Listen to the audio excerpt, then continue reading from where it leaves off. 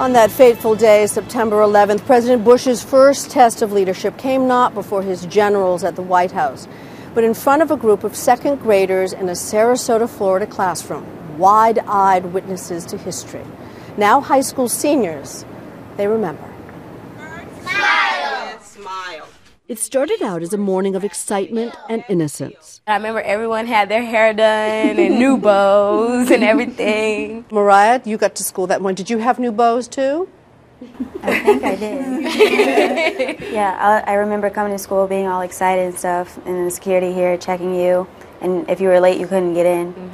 The teacher, Sandra K. Daniels, taking her young students, just 7 years old, through the day's reading lesson for a special guest, the President of the United States. Yeah. The kids had worked so hard. It was unbelievable. The president, come on, you're talking about the president of the United States of America coming to Emma E. Booker Elementary School. Lazaro DeBrock got to shake his hand.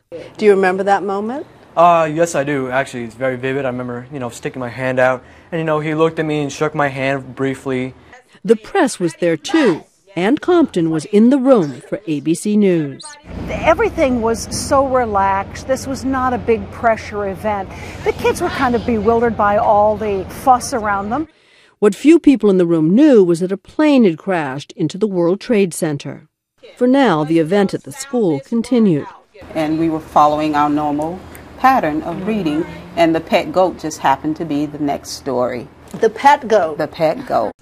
It was while they were picking their books up that someone came in the room. Yeah, it was like a transition time. The minute that I saw Andy Card walk into that classroom, lean over and whisper to the president, I knew something was direly wrong. Nobody interrupts the president, not even in front of a classroom of second graders. What did you see on the president's face? He looked disconcerted, anxious. He was looking at the cameras, at the walls.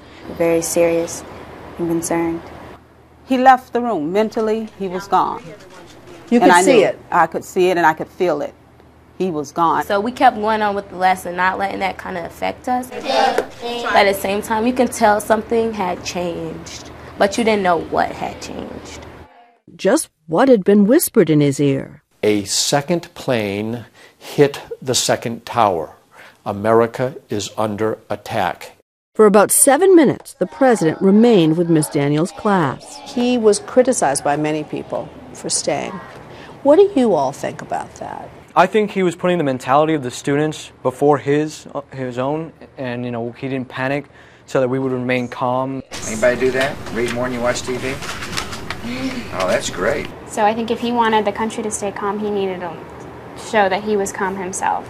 And if he would have freaked out, then that's just the tone he would have set for the rest of the country.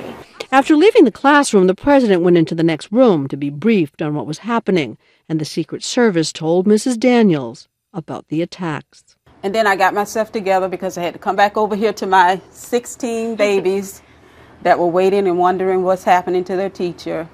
So you came back into this room. I told them something terrible had happened and President Bush needs to go. Did you say something to her?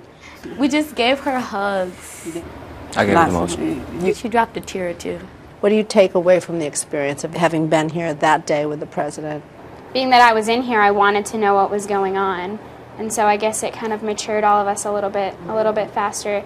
You're feeling proud to be, there with the president and be a part of history, but on the other hand, you feel sorrow for the thousands of families that were destroyed on that day. One of the lessons that I had to teach them really early was about terrorists and about mean people in the world. That wasn't in the lesson plan. That was not in the lesson plan. But a lesson all the same, frozen in this moment in time together.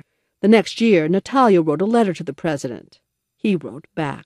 And then they called me up to the office. It was like, Natalia, we have something for you. And I was like, what? And they're like, the president sent you this letter. And I was just like, I have a letter from the president. It's pretty cool. But even all these years later, she still has trouble reading his handwriting.